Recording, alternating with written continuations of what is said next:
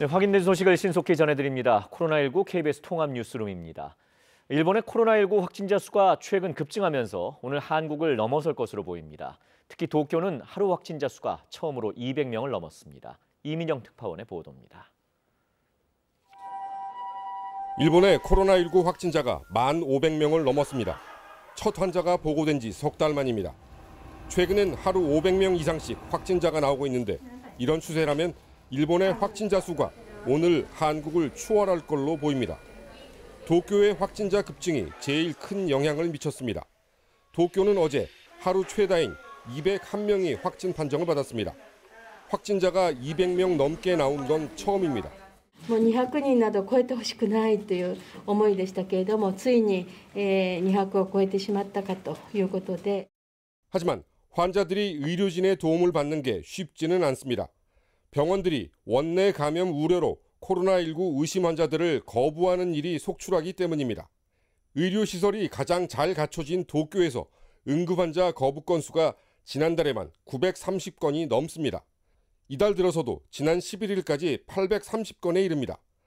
의료체계 붕괴를 우려하는 목소리가 점점 커지는 이유입니다. 아베 총리도 기자회견을 열어 의료체계 붕괴를 막아야 한다며 의료진 처우 향상책을 내놨습니다. 診療報酬を倍増するなど処遇の改善にもしっかりと取り組んでまいります。 일본 정부는 한국식 차량 탑승 검사, 이른바 드라이브 스루 검사도 할 수 있도록 허용했습니다. 도쿄에서 KBS 뉴스 이민영입니다. 트럼프 미국 대통령이 3단계 경제 정상화 지침을 밝히면서 일부 주에서 부분 정상화에 시동을 걸기 시작했습니다. 뉴욕과 유럽 주요국 증시는 코로나19 치료제 개발 기대감에 힘입어 큰 폭으로 상승했습니다. 뉴욕 김철호 특파원입니다. 뉴욕 증시가 이틀 연속 상승했습니다. 다우존스 지수는 700포인트 넘게 올랐고 스탠더드 & 푸어스 지수와 나스닥도 강세를 보였습니다. 유럽 증시 역시 2에서 3% 급등했습니다. 코로나19 치료제 개발 가능성이 수면 위로 떠오른 것이 투자 심리에 영향을 줬습니다. 시카고 대학 연구팀이 미국 제약사 길리어드 사이언스의 항바이러스제를 환자 120여 명에게 투약한 결과 대부분의 환자가 퇴원했다고 한 의료 전문 매체가 보도했습니다. 길리어드 사이언스의 항바이러스제가 치료 효과를 보였다는 소식은 시장에 호재로 작용했습니다. 사회활동, 경제활동 재개에 동력을 불어넣을 수 있다는 기대감 때문입니다. 영국은 코로나19 백신 개발에 성공하면 바로 대량 생산을 할 수 있도록 하기 위해 태스크포스도 구성했습니다. 하지만 전문가들은 코로나19 확산 이후 생긴 생활 변화가 상당 기간 계속될 것으로 내다봤습니다. 백신이 나올 때까지 이른바 뉴 노멀이 계속될 것이란 관측에 이어 코로나19 대유행이 지나가도 사람들이 곧바로 비행기를 타거나 공연장에 가지 않을 것이란 전망도 나왔습니다. 이런 가운데 미국의 지난달 경기 선행지수는 2월보다 6.7% 떨어져 60년 역사상 최대 낙폭을 기록했습니다. 뉴욕에서 KBS 뉴스 김철우입니다.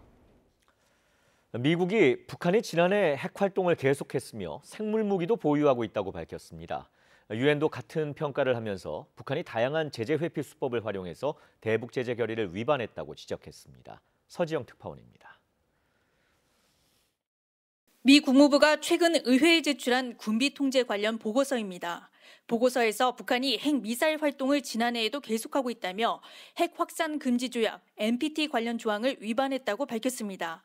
또 2005년 육자회담 공동성명에서 모든 핵무기와 현존하는 핵 프로그램을 포기하고 국제기구에 복귀하겠다고 밝혔지만 약속을 준수하지 않았다고 지적했습니다. 2006년 이후 북한의 핵실험이 6차례 이뤄졌던 것을 지적한 것으로 해석됩니다. 또 북한이 공격적 생물무기 프로그램을 보유하고 있다고 평가했습니다. 제한된 정보라고 전제했지만 적어도 1960년대 이후 생물무기 능력을 갖추고 있는 것으로 보인다고 말했습니다. 다만 요약본에선 북한이 생물무기를 얼마나 보유하고 있는지 구체적 근거를 제시하진 않았습니다. 앞서 북한은 2017년 12월 외무성 담화를 통해 생물무기 개발과 생산, 저장과 보유를 반대하는 입장을 일관되게 견지하고 있다고 주장한 바 있습니다. 같은 날 외신을 통해 공개된 유엔 안보리사나 대북 제재의 보고서도 유사한 결론을 내렸습니다.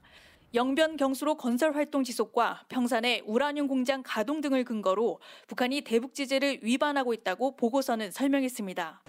보고서에선 지난해 5월과 11월 사이 13차례에 걸쳐 신형 단거리 탄도미사일과 잠수함 발사 탄도미사일을 포함해 최소 25발의 미사일을 발사했다고 밝혔습니다.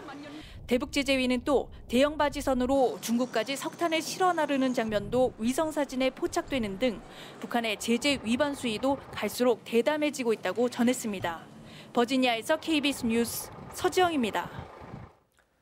어제 저녁 훔친 승용차를 몰던 10대 3명이 경찰 추적을 피해 도망치다가 교통사고를 냈습니다. 또 부산 기장군의 한 아파트 단지에서는 20분 넘게 전기 공급이 끊겨 시민들이 큰 불편을 겪었습니다. 밤사이 사건 사고 소식 김민철 기자가 보도합니다. 전봇대가 엿가락처럼 휘어져 있고 길바닥엔 차량 잔해들이 널브러져 있습니다. 어제 저녁 5시쯤 경기도 용인에서 14살 A군 등 10대 3명이 탄 승용차가 신호를 위반한 채 달리다 SUV 차량과 전봇대를 들이받았습니다. 해당 승용차는 이들이 이틀 전 훔쳤다가 수배된 차량으로 경찰의 추적을 받자 3km가량 도망치다 사고를 낸 겁니다.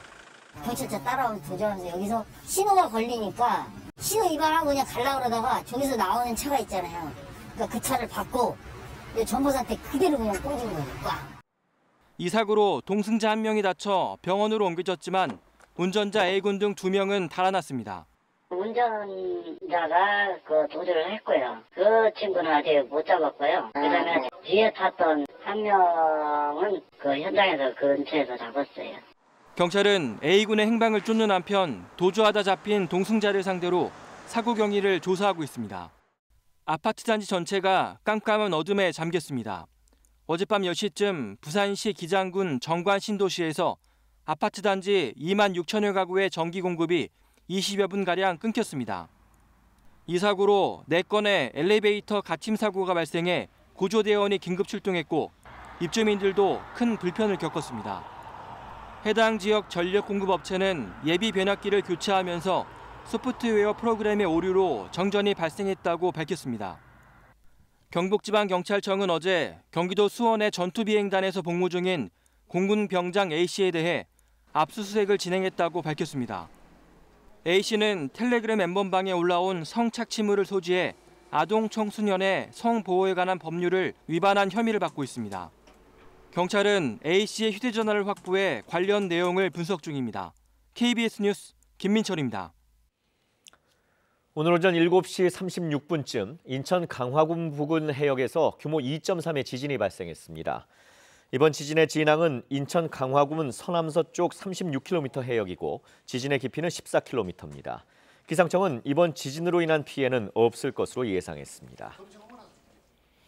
현재 강원 영동 지방에는 산발적으로 빗방울이 떨어지고 있지만 그 밖의 지방은 맑은 날씨입니다. 오늘은 낮까지 강원 영동과 경북 지방에 벼락을 동반한 비가 내리는 곳이 있겠고요. 이들 지역은 대기가 불안정해 우박이 떨어질 가능성도 있습니다. 내일은 봄비가 내려 배꼽을 기름지게 한다는 절기 고구입니다. 절기에 어울리는 비 소식이 있는데요. 내일 아침에 제주도부터 비가 시작돼 낮에는 전라도에, 밤에는 전국 대부분 지방으로 비가 확대되겠습니다. 오늘은 전국이 맑겠지만 동해안을 중심으로 비가 오는 곳이 있겠습니다. 오늘 제주도와 동해안 지방은 바람도 강하게 불겠습니다. 낮 최고 기온은 서울과 광주가 20도, 춘천과 대구가 21도로 어제보다 2도에서 7도 정도 높아 다시 포근해지겠습니다. 현재 동해 전해상에는 풍랑주의보가 발효 중입니다. 날씨 전해드렸습니다. 네, 코로나19 통합 뉴스룸은 잠시 뒤 11시에 이어집니다. 고맙습니다.